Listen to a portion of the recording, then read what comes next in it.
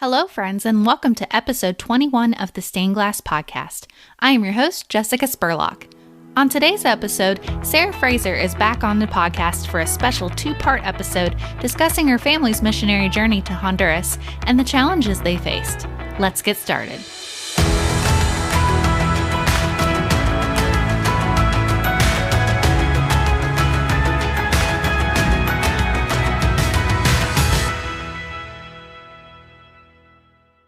So Sarah Frazer and I are real life friends who go way back, almost 2 decades now.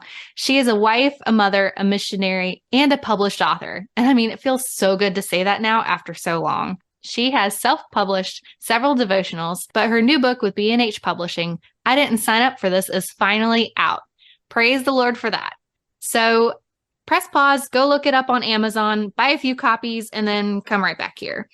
But we'll dive deeper into the book details later on. But Sarah is making her return to the Stained Glass Podcast. She was a guest on episode 13, where she discussed how the broken piece of her story of adopting her 2 youngest children revealed God's faithfulness. So I encourage you all to go back and listen to that episode. It was a great conversation and a blessing to me, and I'm sure it will be a blessing to you all. So welcome back to the Stained Glass Podcast, Sarah. Hi, Jessica. Thanks for having me. I'm so glad to be back. Awesome to have you back. So, as I mentioned in the intro, Sarah is a missionary. And something that I know about Sarah is that the Lord planted the seeds of mission work in her heart a long time ago. So, how did the Lord work this out for you and your husband to become missionaries? I love this question because, well, first of all, it's not necessarily a question I can say, well, we heard this particular message, or I read this particular verse, or this book, or this whatever, and that was, something that sparked it. It was a slow process over a period of, I would say, at least 10 years. The seed was planted a long time ago when I was a little girl and my mom would read missionary stories to me. I thought, how glamorous, right? To go and live in another country and be a missionary. And then as I grew older, I realized that the Lord wasn't necessarily calling me specifically to be a missionary. He was more calling me to surrender my life to Him and whatever that meant.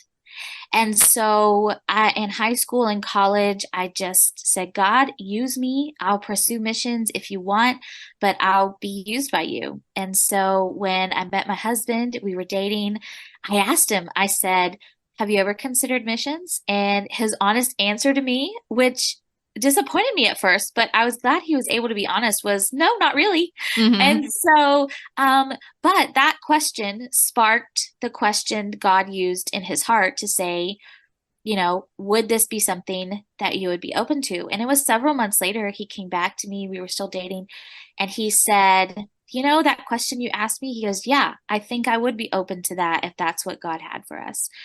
So fast forward, we were married in 2005. So fast forward 2014, we're at a conference. It's a missions conference. It had lots of speakers, really powerful messages, lots of different organizations, and we were just kind of checking things out. And we ended the last session and we both got in the car to leave, and we said, we really think the Lord is calling us to full-time missions. We didn't know what that looked like. We didn't know what that would entail, but we were just going to surrender, like I said. And we weren't called to a specific people or a place, but we just knew that we were willing to do that. And so from that point on, we began to research and kind of dive in to how God could use us as a couple on the mission field. And so I think that's kind of where that path kind of wind around in a certain way. And so after that missions conference that you guys attended way back when, how did that sort of get you guys plugged into a specific mission board? Yeah, so one of the things that we had discussed and read about was, what did we think the purpose of missions was? Because different people have different ideas of what missions looks like. Some just say you just need to evangelize and share the gospel. Others say, it has to involve humanitarian work, helping the poor, the sick, the needy. We felt strongly that church planting was the biblical purpose for missions. And so, as a non pastor, my husband is a physician, that really wasn't something we could easily fit into. So, it wasn't like we could just go sign up with the mission board and say, we want to plant churches and go send us. So, we had to find sort of something that would have medicine as part of it, but also the emphasis would be on the local church. And so it took us a while to really find where that is. But also, the Lord, I look back and I see Him directing us in all of these ways. And He opened doors, He closed doors.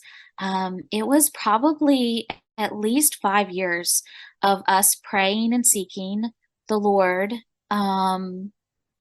Where to go and who to go with for about 5 years. And during those 5 years, part of the reason it took so long, I think, too, was we were in the middle of our two adoptions. Mm-hmm. So you mentioned that. We talked about all of that, So while all of those adoptions are happening, we're, still praying about becoming missionaries. So I think that once our youngest was adopted, about a year home, we really were like, okay, now it's time to really, dive into this thing. Mm-hmm. How did you guys land on Honduras? So the mission agency that we were with had a work in Honduras. And so we liked the way that things were set up. We really appreciated their emphasis on the local church and all of that. And we both liked Spanish. And Honduras didn't seem as far as like Australia or Africa. Mm-hmm. Um, but I think really we were really drawn to the ministry because there was also a children's ministry, which our heart is for children coming from hard places. And then also just the emphasis on the local church. That really is why we kind of ended up there. How long did it take for you guys to get onto the mission field? So we visited Honduras in 2017, and then we started deputation, which, if you don't know that word, it means that you go around to different churches and you present the ministry, and the church agrees to pay money every month to help support your family while you're on the mission field. So he would quit his job, and we would live full time in Honduras, and churches and individuals would help support us. So we had a set number amount that we wanted to raise monthly. And so that took around a year and a half, about 18 months to raise that. So we started that in 2018, finished up around the middle of 2019, towards the end. Mm-hmm. He quit his job in December, and we moved our entire family of 7 all the way down to Honduras in January of 2020.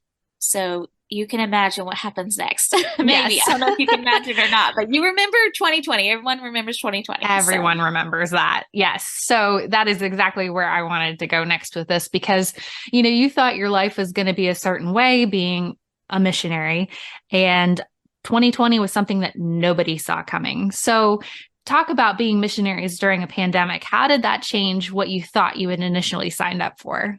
Yeah, so it basically shut everything down, including our mission work. So what we had planned to do down there was to host medical teams to come to a surgical center that had been built. And we were going to host these US physicians and nurses and staff to for about a week. And we would bring in patients from the community that couldn't afford surgeries, and they would perform surgeries for about a week, and then they would fly home. And then my husband, he would do all of the aftercare and all of the questions and take care of the patients after. And so we had planned for several trips in 2020. And the first one I think was supposed to be in April of that year. And I think it was March, the middle of March, when the country was completely shut down and COVID entered our world, our entire world.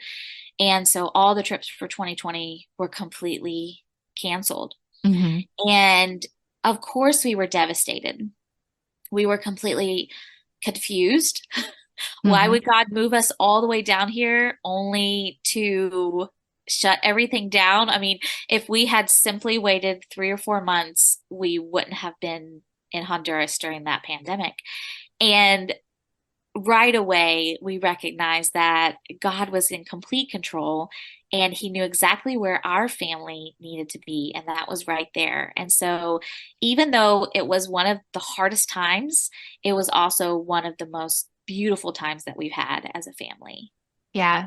And so what were some of those times like? Yeah. I'm sure a lot of devotionals and things that you guys, a lot of togetherness as we all experienced here in America. I think it was a great time for our family to just really bond together as a family. My husband was over at the surgical center. It was across the road, so it wasn't like he was, and nobody was there. And so he could go over there, and every day he would go over there and work. He was able to sort through things. I mean, the place was a complete wreck. Hmm. I'm not a wreck, but just very disorganized and just everything needed setting up. It just needed setting up. The supplies were there. Most of the stuff was labeled, but it was all in one room. And so he had to go through all of these totes and he had to go sort through things. He, set up the ORs, cleaned a whole lot, set up beds, put on, all this other stuff. So he was really busy during that time, and it was really great because he could go over there and work on that. I don't know if he would have been ready. We've talked about this, like the first team, we moved in January, and the first team was supposed to come in April, and that was like 3.5 months, I think. And Right. I don't think that he would have been able to do that. Yeah. It might have been a disaster. The Lord knew. That's why I said he knew that he needed more time. Also, we were able to still take Spanish lessons. So it was definitely turned into a language year, which was so helpful. Hmm. We didn't really know Spanish. We couldn't really keep a conversation or follow a flow of conversation that was going on. So we needed lots of language training. And that's what we got that year. We were able to focus on that and really study without the distraction of having all those teams come down. Yeah. That was probably a really good time to be able to build that foundation. And that way you guys were prepared for when the first teams come down. And when was that? When were they It, able to finally come yeah, down? January of 2021 was our Okay. first team that we hosted. So it was a year later. Wow. Yeah. And so I could imagine that, there's a lot of things, anyways, that would have been harder being in Honduras versus the United States, with regards to getting medical equipment and getting things serviced and ready for these sort of teams, but also like in your home life, like getting homeschool books and things like that. And I'm sure that being in a pandemic made things a lot harder. Yeah, so one of the things that we had to kind of struggle through and work through is that we were navigating a brand new country. So different expectations, different rules. I mean, they drive so different down there. The location of things, like where's the grocery store, or where can you get this, or where can you get that? And we had to figure all that out during a pandemic. And a lot of the things that we normally would have found easily, we had to be really creative and we had to lean on the people that were around us. There were other missionaries and a lot of the church members helped as well. But really the Lord, he provided over and over again for us when we needed something. And so you had to get creative, and it was very different from the US, although I don't know if I know exactly what it was like because we weren't there. But Right. for us, you were only allowed at the beginning to go to the grocery store once every 2 weeks, I think. And Mm. so we had to really figure out what we needed and that sort of thing. And not all of your food items are going to be available. We had to figure out, how to order online groceries because then they started doing that where you could have groceries delivered. And we always laugh because we were still learning the language. So everything's in Spanish and we were ordering groceries. And I remember thinking I was ordering butter and I ended up ordering sour cream. So I had like tons of sour cream and no butter. And so just silly things like that. They were challenges, but yet we just kind of took them all in strides and just said, this is where God has us, so we're going to figure this out. And he provided everything that we needed. And so we never lacked anything. So is that something that you think God was trying to teach you during this time about himself? Is that he's a provider? Yes, definitely. I think that before I can even pray about something, he would provide it. And there were times when I did pray and he provided in creative ways, just random ways. I remember wanting a lot of vegetables and fruits from the grocery store, and they just didn't have any. And then one day we lived in sort of a neighborhood that was sort of a gated neighborhood. And they said that in our neighborhood, someone had brought vegetables and fruits to sell. And so we all went to like the central park of the neighborhood, and there they were. They just had boxes of different, and I'll never forget being so excited to see like potatoes. I'm like, I can't even tell you the last time I ate a potato, and there they were. There's some potatoes and, the fresh fruit and all of that. And it was like before I even had a need, God met it.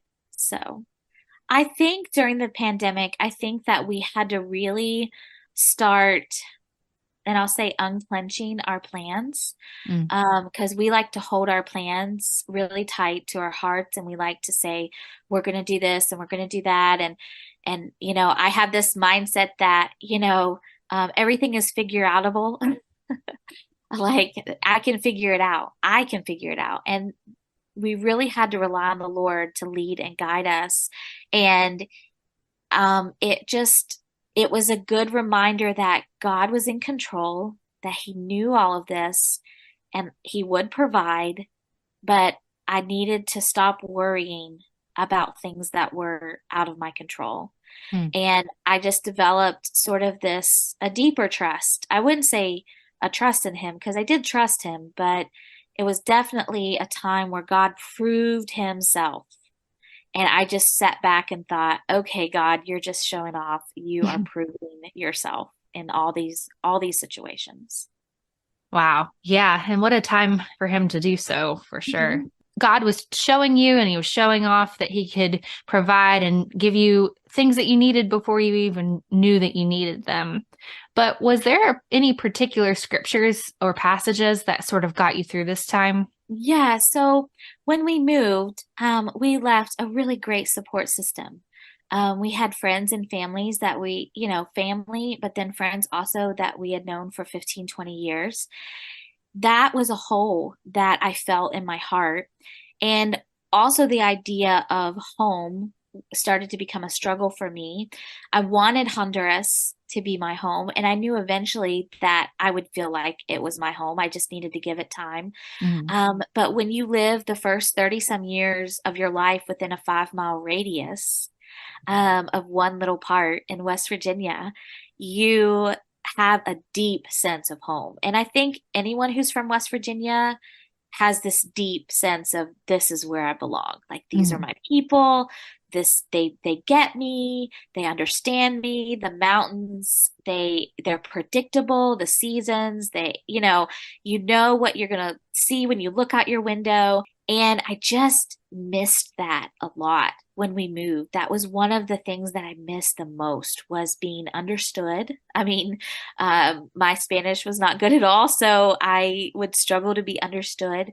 But even from people who did speak English down there, just not knowing us fully and being misunderstood sometimes. And so I just missed that sense of home. And so the Lord showed up with a verse. I had been studying in Psalms, and I came across Psalm 90, and I noticed that it was written by Moses. Mm. And that so intrigued me because I was like, I didn't know Moses wrote a psalm, but he did. He wrote Psalm 90. That's the only one that's credited to him, although some people believe he wrote Psalm 91 as well. But Psalm 90 was written by him, and the very first verse says, Lord, you have been our dwelling place in all generations. And I sat with that verse and I thought about Moses's life. And I thought, here's a man who has never felt at home. He was adopted. He lived in the Pharaoh's house. Then he went to live with the Hebrews, was rejected, lived in the wilderness, came back. And at the end of his life, he even wasn't able to enter the promised land.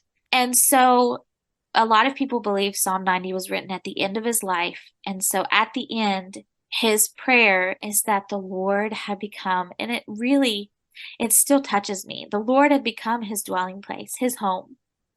And I clung to that verse because I said, Lord, no matter where I call my physical home, you will be my true home, because I can feel safe and understood and comfort in you.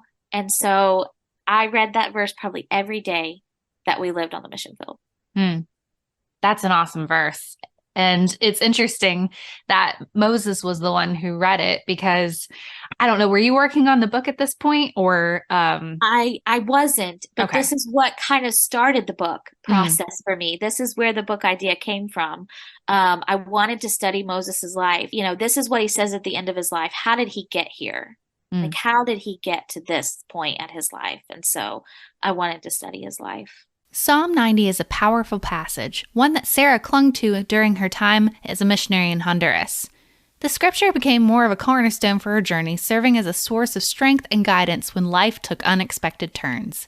Her experience with the psalm propelled her into a profound exploration of Moses' life, a man whose plans often diverged from what he had envisioned.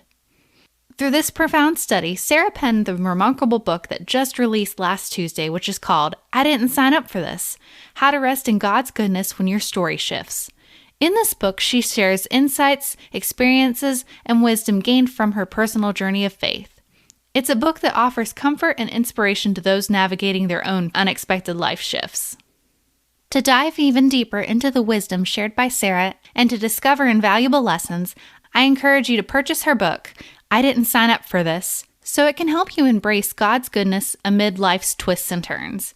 You can find it on her website at sarahefrazer.com or on the book's website, ididn'tsignup.com, or anywhere you buy your books. You can also find Sarah on her Instagram at Sarah_E_Frazer. In the next episode, Sarah continues her story as it shifts and will fill us in more about her new book, I Didn't Sign Up for This. It drops in 2 weeks.